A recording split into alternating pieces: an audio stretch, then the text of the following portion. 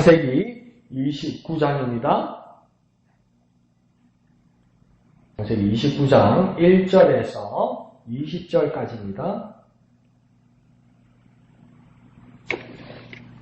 창세기 29장 1절에서 20절까지 다 같이 한 음성으로 읽겠습니다. 야곱이 길을 떠나 동방 사람의 땅에 이르러 본즉 들에 우물이 있고 그 곁에 양 세 떼가 누워 있으니 이는 목자들이 그 우물에서 양 떼에게 물을 먹음이라.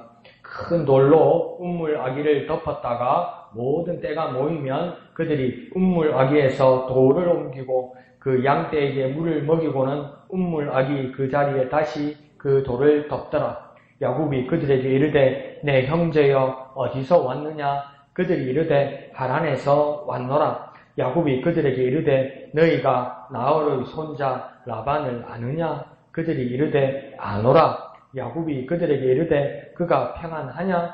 이르되 평안하니라. 그의 딸 라헬이 지금 양을 몰고 오느니라.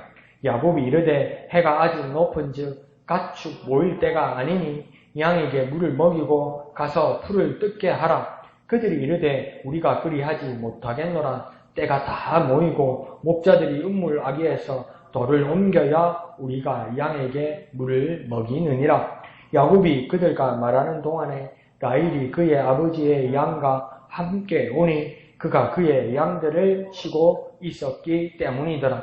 야곱이 그의 외삼촌 라반의 딸 라헬과 그의 외삼촌의 양을 보고 나아가 우물 아기에서 돌을 옮기고 외삼촌 라반의 양떼에게 물을 먹이고 그가 라헬에게 입맞추고 소리내어 울며 그에게 자기가 그의 아버지의 생질이요 리브가의 아들됨을 말하였더니 라헬이 달려가서 그의 아버지에게 알림해 라반이 그의 생질 야곱의 소식을 듣고 달려와서 그를 영접하여 안고 입맞추며 자기 집으로 인도하여 드리니 야곱이 자기의 모든 일을 라반에게 말하며 라반이 이르되 너는 참으로 내 혈육이로다 하였더라.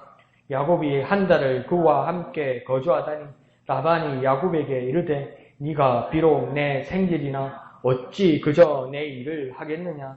네 품삯을 어떻게 할지 내게 말하라. 라반에게 두 딸이 있으니 언니의 이름은 레아요 아우의 이름은 라헬이라. 레아는 시력이 약하고 라헬은 곱고 아리따우니 야곱이 라헬을 더 사랑함으로 대답하되 내가 외삼촌의 작은 딸 라헬을 위하여 외삼촌에게 7년을 섬기리이다. 라반이 이르되 그를 네게 주는 것이 타인에게 주는 것보다 나으니 나와 함께 있으라. 야곱이 라헬을 위하여 7년 동안 라반을 섬겼으나 그를 사랑하는 까닭에 7년을 며칠같이 여겼더라. 아멘. 왜 이렇게 본문을 읽으면 맨 앞에하고 끝에만 이렇게 팍 눈에 들어올까요? 끝에만 보니까 팍 눈에 들어오죠. 그죠? 여자한테 미쳤어. 그래서 정신을 못 차리는 거예요. 그래서 하루하루가 그냥 막 시간이 잘 가는 야곱의 모습. 그걸 보게 됩니다. 오늘 본문 전체의 모습을 한번 봅시다. 1절에 보면 야곱이 길을 떠났다고 이야기합니다. 길을 떠났다는 말은 뭐냐면 오늘 새벽에 본 것처럼 그 베델에서 하나님이 그 임재를 보고 여기는 베델이다. 과연 하나님의 집이고 하늘의 물이다는 것을 깨닫고 나서 어떻게 합니까? 그 하나님의 약속을 받고 하나님께 서원하고 그 다음 그 길을 지금 베델에서 하란을 향하여 떠났다는 겁니다. 그런데 오늘 1절에서는 어디를 향하여 어디까지 이르렀다고 이야기하냐면 동방 사람의 땅에 이르렀다 이렇게 합니다. 그러니까 동쪽으로 가는 곳에서 이르렀다 이렇게 말하는 것은 뭡니까? 야곱에게 목적지가 있지만 정확하게 어디쯤 가야 될지는 정확하게 모른다는 겁니다. 그러니까 지금처럼 뭐 스마트폰이 있거나 내비게이션이 있거나 안 그러면 그 당시만 해도 뭐 나침판이 제대로 있거나 지도가 제대로 있는 것이 아니기 때문에 동쪽을 가다가 보면 그 하란이 나타날 거고 그 내 외갓집이 있을 거고 우리 어머니의 친정이 있을 거니까 거기에 도착하게 될 거라고 가면서 물어보면 될 거라고 얼마쯤 걸리겠지 이 정도만 알고 있어서 그냥 동쪽을 향해서 그냥 갔다는 겁니다. 근데 어디쯤 얼만큼 가야 될지 모른다는 겁니다. 알고 있는 건 무엇입니까? 동쪽으로만 가야 된다는 것 그것밖에 모르고 있다는 겁니다. 그런데 우리의 삶도 가만히 생각해 보면 우리는 어디를 향하여 간다고 하고 있습니까? 하나님 나라를 지향하며 하나님 나라를 목적으로 하며 우리는 살고 있고 나아가고 있다고 이야기합니다. 그런데 하나님 나라가 구체적으로 어디 있는지, 얼만큼 있는지, 넓이가 얼마나 되는지, 길이가 얼마나 되는지, 깊이가 얼마나 되는지, 위도 몇이고 경도 몇이고 얼마 거릴 만큼 어느 정도의 시간인지 아무도 알지 못하고 있습니다. 그런데 우리는 어떻게 하고 있습니까? 오직 하나님 나라를 바라보며 가고 있습니다. 왜 이렇게 무모하게 우리는 어딘지도 모르면서 하나님 나라를 막무가내로 바라보며 갈 수 있습니까? 어떻게 이렇게 가능할 수가 있습니까? 그것은 무엇 때문입니까? 하나님께서 함께 하시고 하나님께서 인도하시기 때문에 우리는 하나님 나라를 향하여 간다고 하는 겁니다. 그러니까 우리가 삶을 가운데서 부지런히 달리고 부지런히 걸을지라도 하나님이 함께 하실 때 우리는 하나님 나라를 향하여 가게 되는 겁니다. 그런데 하나님의 함께 하심을 잊어버리고 내가 아무리 열심히 할지라도 다른 방향으로도 갈 수 있다는 겁니다. 그러니까 우리는 우리 자신을 분명히 해야 됩니다. 하나님 나라를 향해 가는 나를 하나님께서 인도하소서. 하나님께서 나와 함께 하셔서 하나님 인도하여 주시옵소서. 하나님께서 함께 하실 때 우리는 하나님 나라를 향하여 갈 수 있기 때문입니다. 한번 해볼까요? 하나님 나라를 향해 가는 나를 하나님이 인도하소서. 하나님 나라를 향해 가는 나를 하나님이 인도하소서. 네, 그렇게 하나님이 인도하실 때 하나님 나라를 향하여 분명히 가는 저와 여러분임을 깨닫는 저와 여러분 되시기를 부탁드립니다. 자, 그러면서 2절에 보면 야곱이 어느 곳에 도착했습니다. 그 도착해서 그곳을 보니까 음물이 있고 양떼들도 있고, 근데 음물에는 뭡니까? 큰 돌로 그 아기가, 그 입구가, 음물의 입구가 그렇게 닫혀 있다고 이야기합니다. 그래서 사람들은 이 입구 돌 아기를 더 상세하게 뭐라고 설명했냐면 이 돌이 워낙 크고 무거워서 모든 때가 모이면 이렇게 말합니다. 이 말은 뭐냐면 혼자 옮길 수 없는 큰 돌이라는 겁니다. 그 입구가. 그러니까 내가 목물하다고 그래서 그냥 병 따듯이 안 그러면 두리벽으로 땡겨서 먹을 수 있는 우리 동네 음물하고 다른 겁니다. 큰 걸로 이렇게 덮어놓은 겁니다. 그러니까 여러 목자들이 와서 혼자 못하고 여러 목자들, 장골들 여러 명이 와서 그것을 땡기거나 밀어야 뭡니까? 이 입구가 열린다는 겁니다. 그러니까 이 음물은 어떤 음물이겠습니까? 공동음물입니다. 공동음물. 혼자 쓸 수 없는 음물입니다. 그리고 이게 뭡니까? 자기 지역, 자기 마을 사람들만 딱 떠맡은 것이라서 남이 함부로 못 묵게 하는 겁니다. 그런 커다란 음물이 거기에 있었다고 3절에 이야기하고 있습니다. 그러면서 4절에 야곱이 그 목자들에게 물어봅니다. 내 형제여, 어디서 왔느냐? 그러면서 이 말은 무엇이겠습니까? 출신을 물어봅니다. 주소지가 어딘지 알아보려고 그러는 겁니다. 이것은 왜 그러겠습니까? 야곱이 내가 어디만큼 왔는지, 나 야곱이 어디만큼 왔는지 그것을 알려고 만나는 상대에게 뭡니까? 당신은 어디에서 왔습니까? 그거 물어보는 겁니다. 아니면 내가 어느 만큼 왔겠지 이렇게 하는 것이죠. 그래서 그 목자들이 뭐라고 이야기하냐면 하란에서 왔노라 이렇게 대답합니다. 그러니까 야곱의 목적지가 어디였습니까? 하란이었죠. 그러니까 할아버지 아브라함과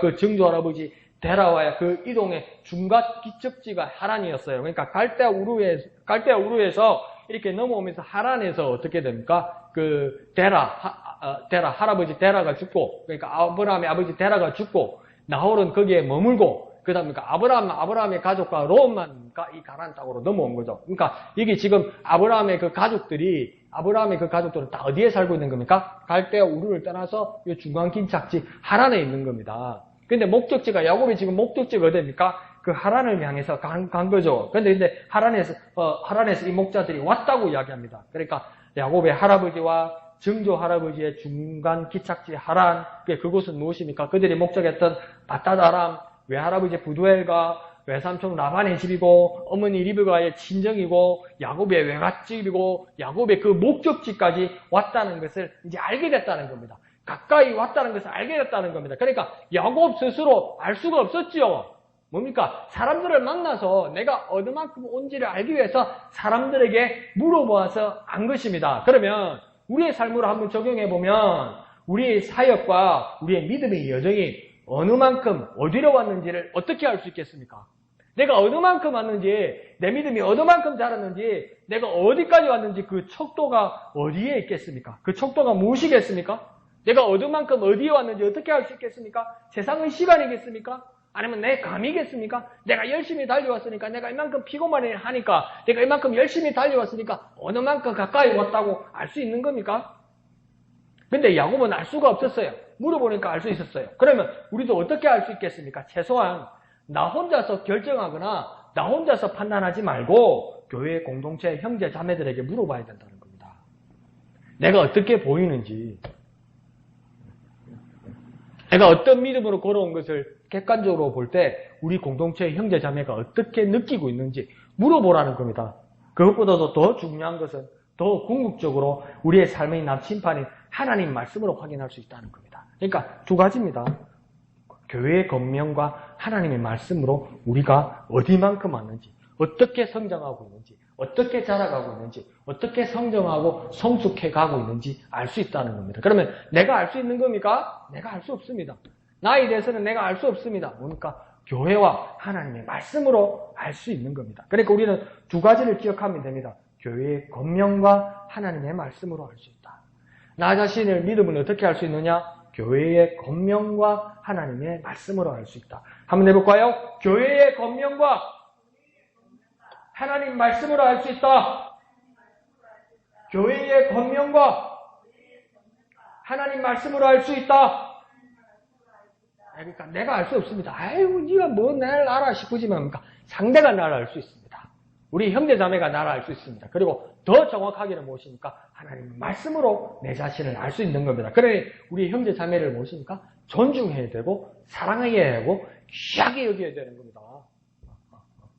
그래서 뭡니까? 바로 뭡니까? 나보다 남을 더 낮게 여기라고 이야기하잖아요. 더 귀하게 여기라고 하잖아요. 나보다 남들이 다 낫습니다. 더 귀합니다. 왜요? 나를 판단해 줄 수 있는 형제자매이기 때문입니다. 그렇게 남들을, 우리 형제자매를 귀하게 여기는 저와 여러분 되시길 부탁드립니다. 자, 그러면서 5절에는 이제 야곱이 사람을 찾습니다. 누굴 찾는다고 5절에 이야기하고 있냐면 라울의 손자 라반을 찾습니다. 그래서 이 라울이라는 사람은 누구냐면 야곱의 할아버지, 아브라함의 형제가 되겠죠. 그래서 아브라함의 형제가 아브라함 합쳐서 세 사람이죠. 아브라함, 하란, 나홀 이렇게 됐습니다. 근데 하란은 뭡니까? 이미 갈대아 우르에서 죽고 그 다음 뭡니까? 나홀은 하란이라는 도시에서 거기에 머물게 되고, 그러니까 라울의 그 손자 라반, 이 라반은 누구이겠습니까? 야곱의 외삼촌, 엄마 리브가의 오라비, 그 사람을 찾는 겁니다. 그러다 6절에서 라반의 딸 라헬이 여기 가까이 와서 양을 몰고 온다고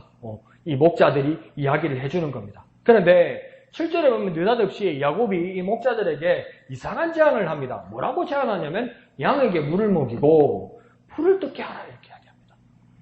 그러니까 양에게 물을 먹이려면 이 우물 아기의 문을 열으라고 이야기하는 거예요. 그래서 그걸 충분히 먹이고 풀을 뜯게 하라고 이야기합니다. 그래서 이게 돼서 왜 야곱이 이렇게 말했을까? 이렇게 이야기할 때 어떤 사람은 뭐라고 이야기하냐면 해가 지기 전이니까, 해가 지면 양들을 다 우리로 불러 모아야 되니까 아직은 양들을 뭐 이렇게 다 목초지로 보내놓고 충분히 지내고 살찌울 수 있도록, 그러니까 풀을 먹을 수 있도록 먼저 물을 먹이는 것이 자기는 목자의 노하우로서 야곱이 옳다고 생각한다. 그래서 그렇게 제안한 거다. 그렇게 말하는 사람도 있고, 또 다른 연구자들은 뭐라고 이야기하냐면 공동의 의무를 임의로 쓰도록 위반하는 모습이라는 겁니다. 그러니까 그 목자들이 뭐라고 얘기합니까? 해가 아직 높은 즉 가축 먹을 때가 아니니 이런 말을 하잖아요. 이 말은 뭡니까? 지금 물 먹일 때가 아니라는 겁니다. 근데 야곱은 뭐라고 이야기합니까? 내가 도와줄게. 그냥 뚜껑 열어가지고 물 먹여 이라는 거죠. 그런데 이 말도 맞을 수 있는 게 나중에 야곱의 수많은 꼼수들을 보면 가능한 관계일 수도 있습니다. 얼마나 머리가 좋고 얼마나 잘 속이고 얼마나 거짓말 잘하는지, 그리고 말은 또 얼마나 잘하는지, 그 딱 하나님 축복이래요. 똑똑한 게 문제야. 똑똑한 게 문제야. 똑똑하니까 다 자기 합리화하는 거야. 그러니까 야곱이 여기서도 무슨 술수를 쓴 건지 모르겠습니다. 그러니까 8절에 목자들이 뭐라고 이야기하냐면 그러하지 못하겠노라. 물을 먹일 때는 다 모이고 목자들이 무물 아기에서 돌을 옮겨야 한다. 다 와서 다 모일 때 물 먹일 수 있는 거다. 그렇게 약속 시간이 따로 있다는 의식으로 말하기도 합니다.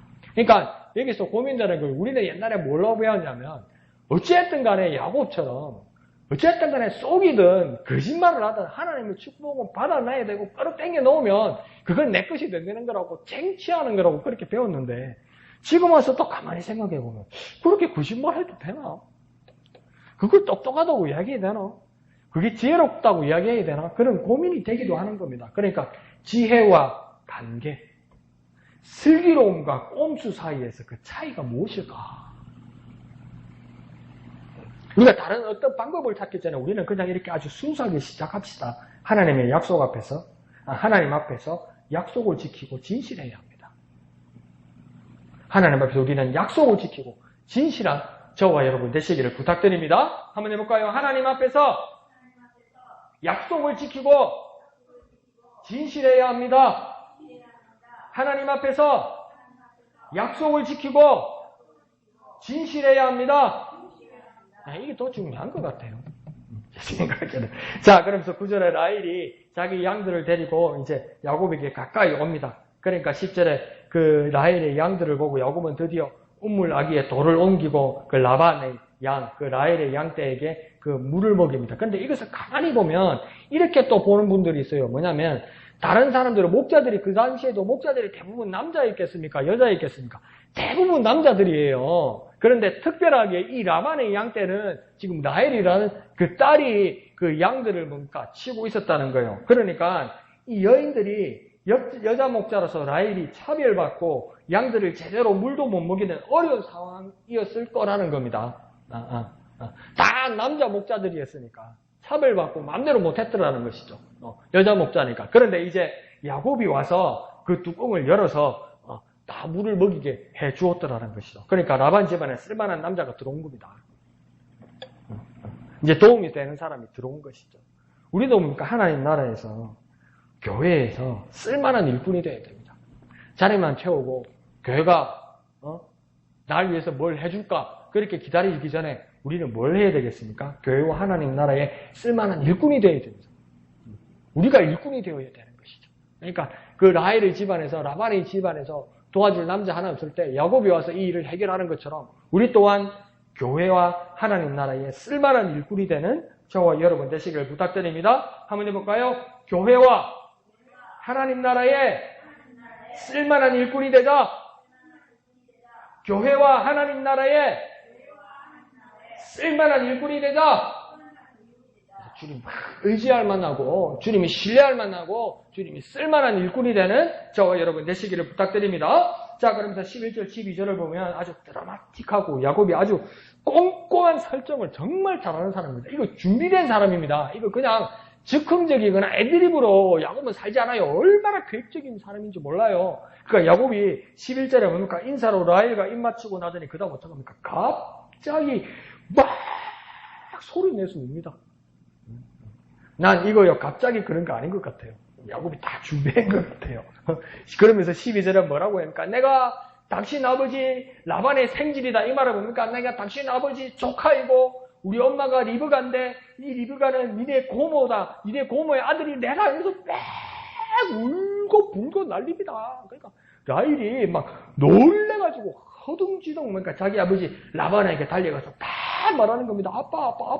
뭐, 언니, 왜, 무슨 일인데, 양은 어쩐데, 아버지, 양이 중요한 게 아니야. 양이 중요해. 왜? 그러니까, 아버지, 어떤 남자가 왔는데, 막 뚜껑을 열어주고, 우물 뚜껑을 열어 물을 주더니, 갑자기 나한테 인상 난다고 입을 맞추더니, 울고 불고, 내가 니네 아버지 조카다. 내가 니네 고모 아들이다.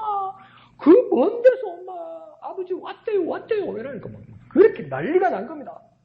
그러니까 13절에 라반도 뭡니까? 자기 누이의 아들이라고 하니 이게 얼마나 보고 싶고 반가웠겠습니까? 그러니까 우리가 성경을 전체로 보면 알지만은, 뒤도 다 보면 알지만, 이 라반과 이 리브가는 만나지도 못했어요. 그러니까 남매지간에 만나지도 못했으니까, 이 먼지기고 이러니까 얼마나 그리웠겠습니까? 그러니까 라반이 이 야곱을 어떻게 합니까? 13절에 보면 영접하고 야곱을 안고 입 맞추고 집으로 인도하여 드립니다. 그러니까 그 먼 여행, 고생의 여정 끝에 자기 외삼촌 라반이 이 야곱을 영접하고 안고 입 맞추고 집으로 인도하여 드렸습니다. 우리의 인생에서도, 우리의 나같은 인생길에서도 소망이 이와 같기를 원합니다. 이 길이 끝나는 곳에 영원한 아버지의 집이 있어. 아버지 대신 하나님이 나를 영접하고 안고 입 맞추고 인도하고 맞아주실 것이라는 것을 우리가 믿고 확신함으로 이 세상을 살아갈 수 있고 이 인생길을 걸어갈 수 있는 겁니다. 하나님께서 나를 맞아주실 것이다. 우리의 인생의 끝에서 그냥 끝나는 것이 아니라 인생의 저 끝에서 하나님이 나를 맞아주실 거라는 그 믿음과 하나님 나라의 소망을 가지고 살아가는 저와 여러분 되시기를 부탁드립니다. 한번 해볼까요? 우리 인생 끝에 하나님이 나를 맞아주실 것이다. 우리 인생 끝에 하나님이 나를 맞아주실 것이다. 그 하나님을 바라보며 소망하며 나아가는 저와 여러분 되시기를 부탁드립니다. 자, 그러면서 13절 하반절에 보면 야곱이 자기의 모든 일을 라반에게 다 말했다고 합니다. 내가 아버지 집에서 엄마 집에서 어떤 일이 있었고 내가 억울한 일을 당했고 형이 나를 죽이려고 그래서 갔다가 길에서 노숙을 하고 거기서 하나님을 만났고 막 그러면서 자기의 모든 일을 라반에게 말했다고 이야기합니다. 근데 정말 자기의 모든 일을 솔직하게 정확하게 말했을까요? 얼마만큼 말했을까요? 그럼 그걸 누구의 관점으로 말했을까요? 우리 사람들 많이 겪어봐서 알지요? 자기 유리하게 이야기하는 겁니다. 이야기하면서 이랬을까요? 내가 아버지한테 장자의 축복을 받았는데 이러면 말했지. 내가 아버지 속여가지고요, 염소를 가지고 우리 엄마하고 작당을 해가지고 여기다 붙이고, 네가 누구냐? 이러니까, 야곱의 목소리에 네가 누구냐? 알니다, 알습니다. 그런 거 절대 말 안 했을 거예요. 그러면서 길을 가다가, 루스라는 곳에서, 하나님의 사닥다리에서 천사가 오르락내리락 하면서 하나님을 보았는데, 내가 너희 아브라함의 하나님, 이삭의 하나님이 이렇게 이야기했는데, 그러면 왜 길에서 노숙하게 될지 말 안 했을 거예요. 형이 날 죽일까 봐서 도망갔단 말 절대 안 했을 거예요. 그냥 길을 가다가 그랬다고 이야기했을 거예요. 그게 뭡니까? 사람은 자기 관점입니다.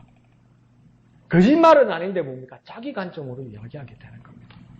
야곱도 아마 그렇게 이야기했겠죠. 근데 14절에 보면 또 다른 꼼수의 고수가 있었습니다. 야곱보다도 더 한 계단 위에, 더 높은 계단 위에 고수의 사람이 있었습니다. 그 사람이 누구입니까? 라반입니다.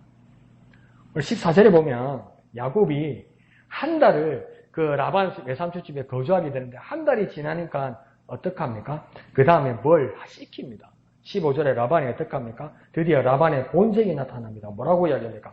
네가 비록 내 생질이지만 내 조카이지만 품삯을 하면서 품삯을 운운하면서 일꾼 계약을 하는 겁니다. 그러니까 이게 뭡니까? 조건을 걸어서 꼼짝 못하게 하는 겁니다. 일꾼이 들어왔으니까 안 뺏기려고 일을 곧잘 하더라는 것이죠. 양떼들을 보니까 물을 먹이고 우물을 열고 자기 딸이 못하던 일들을 잘 하더라는 거죠. 그러니까 놓치면 안 된다고 생각해서 무엇입니까? 품삯이라는 것을 믿기로 해서 뭡니까? 이 완전 계약으로 이렇게 묶어버리려고 한 거예요. 야곱을 일꾼으로 쓰려고 이야기한 거예요. 그러니까 야곱이 나중에 그러니까 저 뒤에 그 불만을 외삼촌 라반, 장인 라반에게 얘기할 때 그러니까 몇 번이나 나를 속이지 않았습니까? 이렇게 얘기하잖아요. 품삯을 10번이나 나를 속이려고 하지 않았습니까? 나를 도둑 취급하기도 했고 하면서 맨 이야기하잖아요. 그러니까 막 서로 속이고 물고 뜯고 이런 관계가 나중에 되는 거죠. 그러니까 라반도 보통 사람이 아닌 겁니다. 그렇게 야곱을 이렇게 묶으려고 그랬던 것이죠. 그런데 또 16절에 보면 야곱도 그렇게 잊고 싶은 이유가 있었습니다. 16절에 보면 라반에게 두 딸이 있었는데 큰 레아와 작은 아이 라헬이 있었는데 누굴 더 좋아했다고 얘기합니까? 18절에 보면 라헬을 더 사랑함으로. 그러니까 장가가고 싶었다는 겁니다. 결혼하고 싶었다는 겁니다. 그런데 뭡니까? 빈손으로 왔죠. 그러니까 어떻게 하겠습니까? 결혼 지참금을 벌게 하는 명목으로 어떻게 하겠습니까? 야곱을 일시킬 수 있게 되었다는 것이죠. 그래서 결혼 지참금이 그때는 꼭 필요하기 때문에 성결혼 후지불이 아니라 선지불 후결혼으로 이렇게 해버린 거예요. 그러니까 몇 년을 보장할 수 있냐면 7년을 묶어둘 수 있었던 거예요. 그러니까 얼만큼 여자한테 빠지면 7년을 종살이를 할 수 있습니까? 나 같으면 그냥 안 하겠다. 근데 워낙 좋았던가 봐요.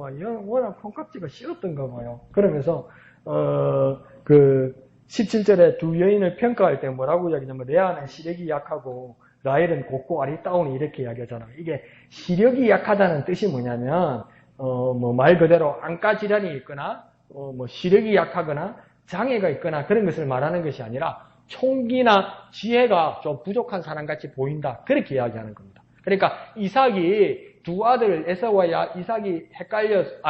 야곱이 헷갈려서 그 못 본다는 것은 나이가 들어서 진짜 앞을 잘 못 본다는 것도 있지만 뭡니까? 판단력이 흐려진다는 뜻이거든요. 그래서 여기서도 레아가 시력이 약하다는 겁니까? 총기와 지혜가 부족하다고 그렇게 보이는 것일 수도 있다고 이야기하는 겁니다. 그런데 그것만 100% 신뢰할 수 없는 것이 17절에 레아는 시력이 약하고 라헬은 뭐라고 합니까? 곱고 아리답다고 그러잖아요. 그러면 그렇게 하기만 안 되지. 레아는 시력이 약하고 해서 총기가 없고 지혜가 없어 보이는 사람이라고 이야기한다면 반대로 라헬은 뭡니까? 지혜롭고 똑똑해 보이니 이렇게 얘기해야죠. 그런데 라헬은 어떤 사람이라고 보인다고 합니까? 곱고 아리따운 해야죠. 그러니까 야곱 지 생각이야.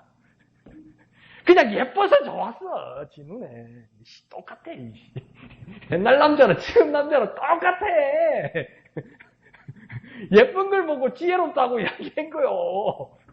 웃기지요. 그 순전히 지 생각입니다. 지난주에도 제가 말씀드렸는데 망구 지 생각입니다. 이거. 그 개인적인 편애일 수도 있는 겁니다. 그래서 18절에 그러면서 외삼촌이 작은 딸 라헬을 위하여 7년을 섬기겠다 이렇게 이야기합니다. 그래서 지명했습니다. 내가 작은 딸 라헬을 위하여 7년을 섬기겠습니다. 이렇게 이야기했어요. 그러니까 라반이 19절에서 뭐라 합니까? 그를 네게 주는 것이 타인에게 주는 것보다 나으니 나와 함께 있으면서 일하라 이렇게 말한 것이죠. 그러니까 진짜 한 집안의 일이 막 정치적인 막 서스펜스보다 더합니다. 이거 나중에 막 쏟고 쏘기잖아요, 이게. 그러니까 나중에 라반이 그렇게 그가 내가 이제 작은 딸이라고 돼. 그녀가 우리 큰 딸도 그녀고 작은 딸도 그녀인데 나는 그녀라고 그랬지. 내가 라헬이라고 이야기했나 내가 레아라고 이야기했나 뭐 이딴 식으로 이야기했을 거예요. 내가 잘 못 들었다고 이야기하고 뭐 니 분명히 문서를 안 썼으니까 네 입으로 들을 때 네 입모양 보니까 막 레아였다 자꾸 막 난리가 났을 거예요. 근데 분명히 야곱의 머리와 야곱의 말에는 뭡니까? 라헬이었습니다. 그래서 이게 야곱에게 얼마나 큰 기쁨이 되고 소망이 되었는지 20절에 보면 7년을 며칠같이 여겼다라고 이야기하는 겁니다. 7년이 며칠같이 여겨졌다고 하면 얼마나 막 그냥 그 유행가 있잖아요. 한 번 보고 두 번 보고 자꾸만 보고 싶네. 그러니까 막 보고 또 보고 또 보고 막 보는 자체가 막 즐거움이고 막 기쁨이 되고 그런 거예요. 그러니까 내가 막 열심히 일하고 막 더 열심히 일해서 내가 우리 라헬에게 결혼해야지 이런 생각이 들었더라는 겁니다. 그런데 한번 우리 자신을 한번 돌아봅시다. 내가 처음 주님을 만났을 때 얼마나 기쁘고 즐거웠습니까?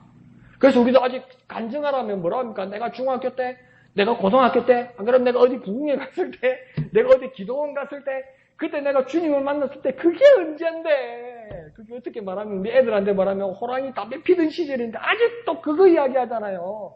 옛날에 그때 은혜 받았던 거 아직도 그 이야기 하잖아요. 내가 머리도 희끗희끗하고 머리숱도 빠져나가는데 그때 그러니까 쌩쌩하다 그때 그 머리에 피도 안 말랐을 그때 예수님 만난 거 은혜 받은 거 아직도 그 이야기 하잖아요. 왜 그렇게 이야기합니까? 지금은요 많이 바뀌었다는 겁니다. 그때는 시간 가는 줄 모르고 예배하고 기도하고 찬양하고 말씀 듣고 막 그랬는데 이제는 지겨워. 뭔가 예배인가 말씀이 막 지루해.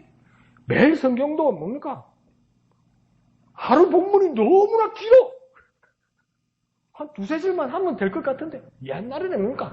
말씀을 읽으면 무슨 뜻인지도 모르는데 막 그 리듬만 타도 막 그 기분만 타도 그 말씀을 읽어도 막 마음이 감동이 되고 기분이 좋고 막 하나님 말씀이 틀린 게 뭐가 있나? 하나님 말씀은 다 맞지. 막 그랬는데 이제는 이상한데 이 말이 진짜인가 이러고 있어. 그러니까 예배가 지겨워.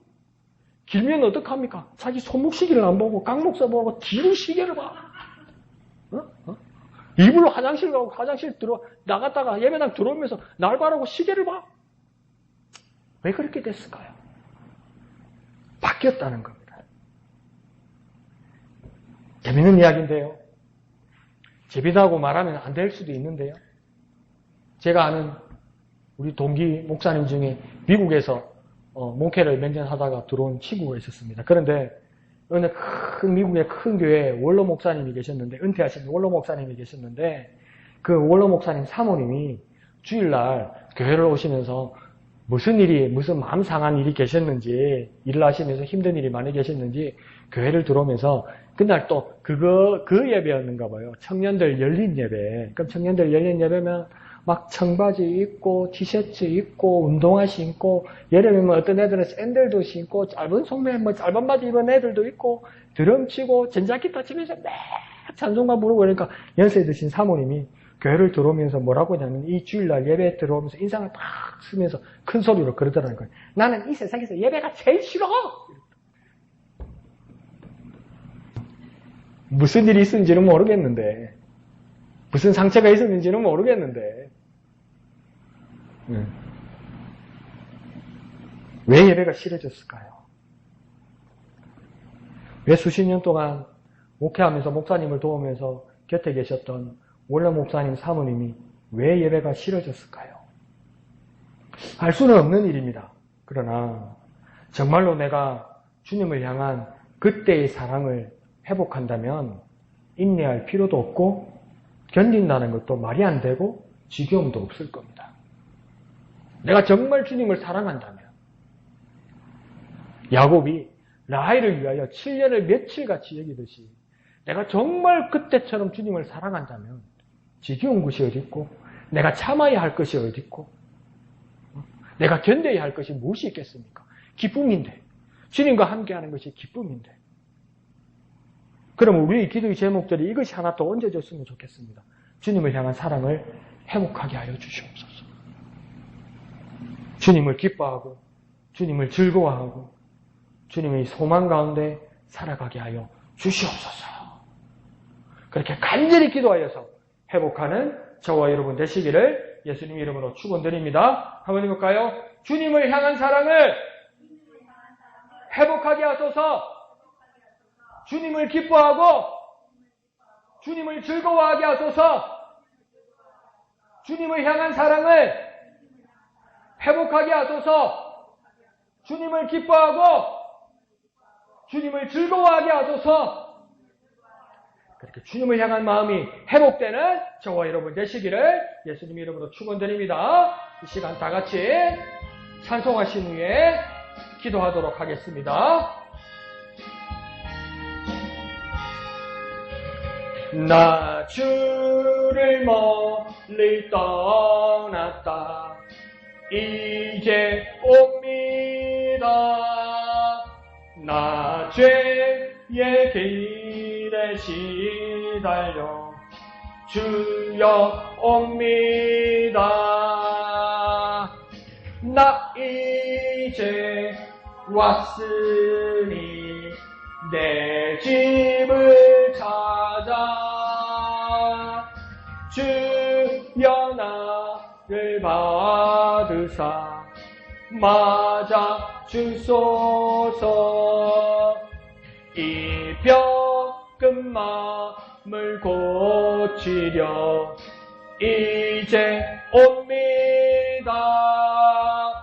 큰 힘과 소망 바라고 주여 옵니다. 나 이제 왔으니 내 집을 찾아 주여 나를 받으사 맞아 주소서. 나 바랄 것이 무언가 우리 주 예수 날 위해 죽임 당하신 믿고 옵니다. 나 이제 왔으니 내 집을 찾아 주여 나를 받으사 맞아 주소서.